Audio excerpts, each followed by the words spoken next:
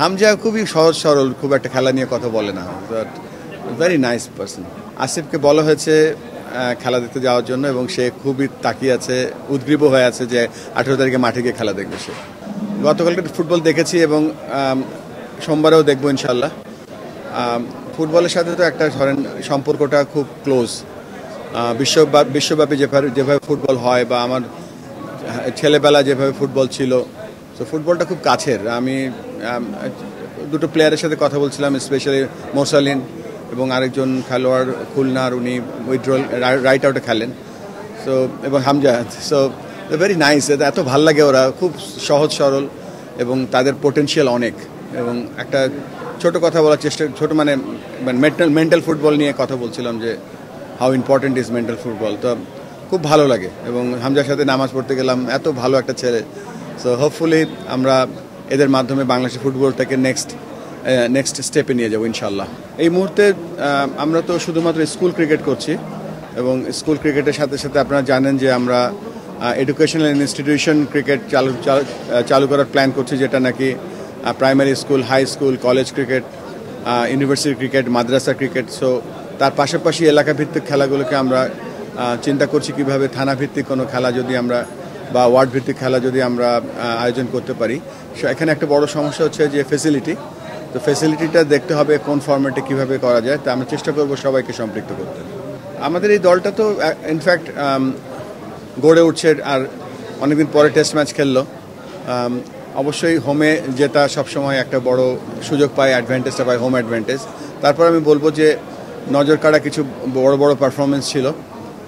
জয় যখন প্রথম দিনে, দ্বিতীয় দিনে যখন 160 রানে নট আউট ছিল, তখন আমি সাধারণত টিমের সাথে ইনভলভ হই না, আমি আশা করেছিলাম একটা ডাবল সেঞ্চুরি হবে, সেটা হয়নি। তারপর আমি বলবো যে এটা দুটো টেস্টের, প্রথম টেস্টে আমরা ভালো জিতলাম, আশা করবো নেক্সট টেস্ট ম্যাচটা আমরা ভালো খেলবো।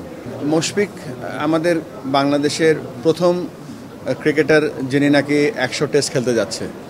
তা এর থেকে এটাই সব থেকে বড় আনন্দের খবর যে একজন খেলোয়াড় 100টা টেস্ট খেলার মতন পারফরমেন্স, 100টা টেস্ট খেলার মতন ফিটনেস, 100টা টেস্ট খেলার মতন যে মানসিক শক্তি, এটাই প্রমাণ করে যে মুশফিক কত বড় ক্রিকেট প্লেয়ার।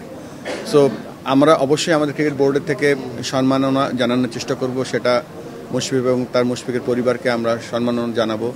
এবং আমাদের মনে রাখতে হবে যে মুশফিক ওই দিন কিন্তু খেলবে, এমন কিছু করব না বা এত বড় ছোট এমন বড় কিছু প্রোগ্রাম করতে যাব না যেখানে তার খেলায় ব্যাঘাত ঘটে। তো আমরা চেষ্টা করব মুশফিককে যথাযথ সম্মান দিতে। আমি ধন্যবাদ দেবো আপনাদেরকে যে আপনারা এগুলো সব সামনে এনে সব খেলার সমান একটা অ্যাক্সেস দেবেন, তাহলে সবাই হয়তো আরও বেশি মনে করতে পারবে। এই যে আজকে ধরেন ইস্কারণ সবুজ সংঘের মতো ঢাকা শহরে বা পুরো বাংলাদেশে বহু এলাকা আছে, কীভাবে আমরা তাদের অ্যাক্সেস দিতে পারি। যেমন আমরা প্ল্যান করছি যে সেকেন্ড টেস্ট আয়ারল্যান্ডের সাথে হবে তখন আমরা স্কুল ক্রিকেট সিলেটে আমরা দিয়েছিলাম, স্কুলের ছেলেদের এবং মেয়েদের ফ্রি ক্রিকেট খেলার সুযোগ করে দেবো। তো সব স্পোর্টস যদি আমরা কোনোভাবে কানেক্ট করতে পারি সব স্পোর্টসের সাথে, বিভিন্ন এলাকার ছেলে বা দেশের নাগরিকদের সাথে, আমার মনে হয় এটা একটা বিরাট সুযোগ আমাদের জন্য। আর এই মুহূর্তে বাংলাদেশের sports is running really well, সব খেলা ভালো চলছে। সো আমাদের দোয়া থাকবে যেন এইভাবেই খেলাটা এগিয়ে যায়, সব খেলাগুলো এগিয়ে যায়। এই ব্যাপারে আমার মনে হয় এই মুহূর্তে কোনো কথা বলা উচিত না, একটা তদন্ত কমিটি তদন্ত করছে এবং আমাদের বোর্ডের সম্পৃক্ততা থাকা জরুরি এই জন্য যে একজন ব্রিজ লাগে, একজন ব্রিজ, এবং যাকে দেওয়া হচ্ছে তিনিও একজন প্রমিলা।